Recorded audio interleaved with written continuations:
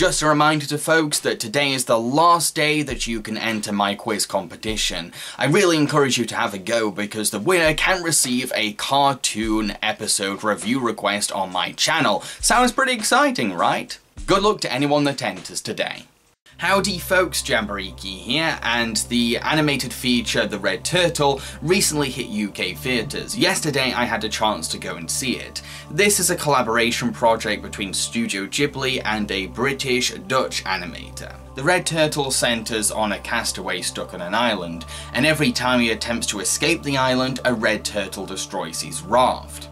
The castaway gets so fed up of the turtle that when she swims up on land, he ends up killing her in a fit of rage. At first he feels guilty, but then, suddenly, out of the blue, the turtle turns into a woman, he falls in love with the woman and starts a family with her on the island. The most notable thing about this film is that it doesn't have any dialogue. Characters do shout things like, "Hey!" and "Ah!" stuff like that, but there's no actual dialogue. I do believe that this benefits the film in two ways. First of all, it gives the film an opportunity to demonstrate visual communication to the audience through the character animation. It expresses very visual emotion through the characters just by their gestures and facial expressions. And because the film is silent, it gives us a chance to soak in the atmosphere and think about the things that are up on screen. It's a very philosophical film. It definitely makes you think. It definitely makes you raise questions in your head. But just because the film is silent doesn't automatically make it a perfect masterpiece. Because, to be honest, after finishing this film, I had very lukewarm feelings and didn't feel very satisfied. Yes, I have complained about films being too loud, talkative and boisterous, but there's also the other end of the spectrum. A film can be really loud and annoying, but it can also be too understated, resulting in a very boring film. And while this film has its charm and relies on a very unique way of telling its story, it's kind of tedious. I think my problem is that the film is too nuanced, resulting in a very dry and stuffy kind of film.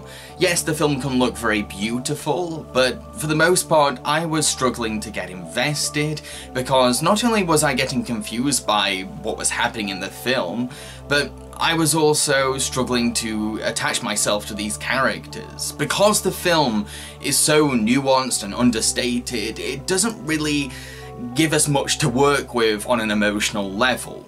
The film is more interested in its metaphorical message about embracing nature and humans' relationship with nature, that it doesn't really want to focus on developing the story, the characters, or any kind of exposition. So we're stuck feeling confused and lost and disconnected with the film.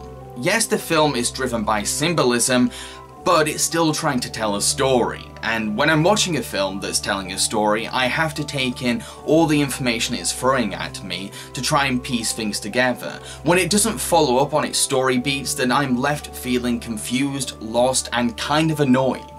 The most common complaint about the film is that it feels like a stretched out short film, and I do have to agree. While it has an interesting idea and a very endearing intention, I do believe that it would have worked better as maybe like a 5 to 10 minute short film. Yes, there are moments that made me think. Yes, there are some very beautiful shots, but as a whole experience, there were moments where I was feeling sleepy and disinterested. I will say this though, there are some crabs that live on the island, and even though they're animated very realistically, the film manages to exhibit a lot of personality through them. But it says a lot about a film when the only amusing and charismatic thing about it are the crabs scuttling about in the background.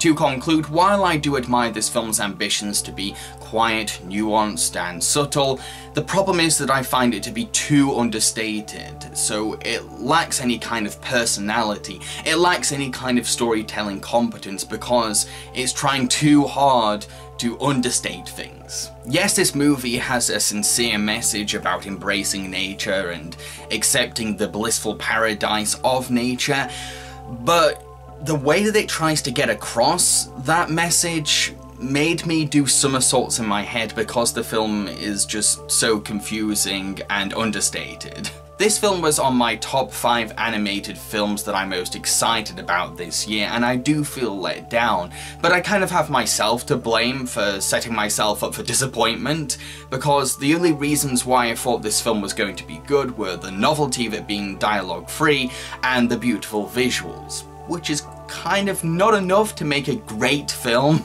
Let me know what you guys thought of the film in the comment section below. Cheerio, folks.